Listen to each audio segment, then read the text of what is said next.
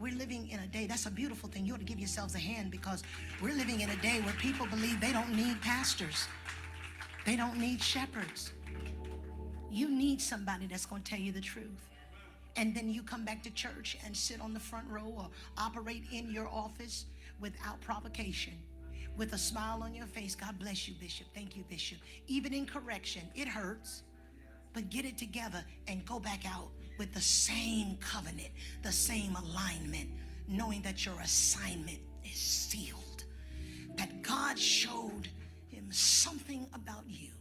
There are people that I have used in ministry, and I've had some of my own staff that have asked me, Bishop, do you know where they come from? Do you know? I said, do they know where you came from? Because sometimes we tend to forget what God delivered us from. Tell somebody, all of us were a used to be.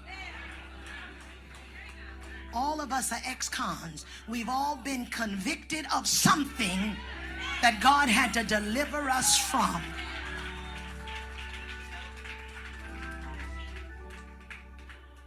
I got ready to, and I'm going to pray for some folks. There's some folks I want to minister to you. God has given me something to say to some of you. I got ready to ordain some of my deacons, new guys that came in the church, dreadlocks, and I think they call them locks now. They don't call them dreadlocks, call them locks. And they started working the parking lot. I started them out, you working the parking lot and doing all of that. And then I saw their tenacity, their love for the kingdom. But they didn't come from the church. And so I put them in deacons training because I saw something. Let me say that again. I, the leader, saw something. So some of my folks came to me and said, well, brother so-and-so still smoke. I said, yeah, you see that, but we don't see what you do. What I respect is that they ain't hiding it. Because what they don't know is they've been telling me, Bishop, I want to be delivered from this. But like God, I didn't wait for them to be delivered. If he waited for us to be perfect to call us, none of us would be working.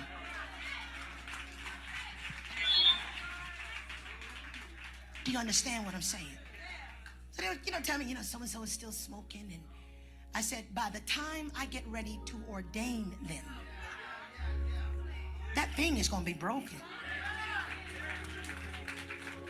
I had them in deacon training for 2 years. We got to the Zoom leadership training for the textbook portion of it. And I asked them, is there anything that you need God to break in you? Anything you need God to break in your life?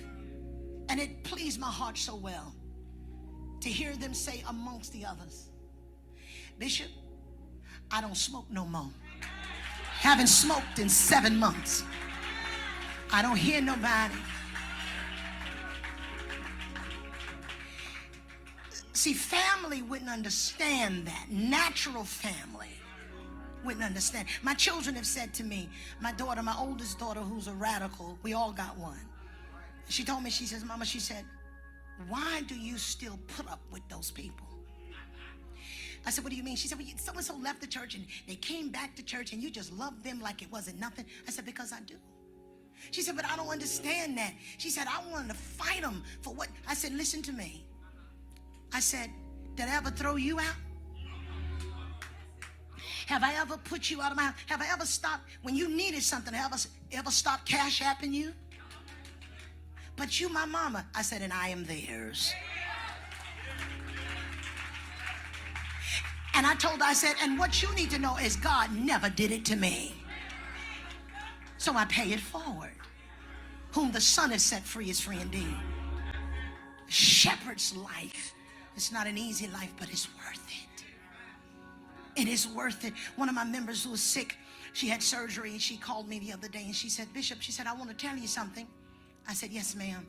She said, I want you to know. She's an older woman in her late 60s. She said, I want you to know. She said, God has his hand on you. He said, I know you know that.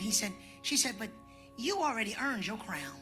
I'm thinking to myself, now wait a minute, mama trying to send me home early. She said, no, no, no. She said, your crown is set. She said, I've never met a leader like you. She said, now what you working on in the kingdom are your stars. I said, Mama, I got stars. Lord, I'm going to have a crown and stars. I don't know who else going to have stars in heaven, but I'm going to have me some stars. Because as a leader, our mantra is this. This is our mantra. This is what we stand for. He saw the best in me when everybody else around could only see the worst in me.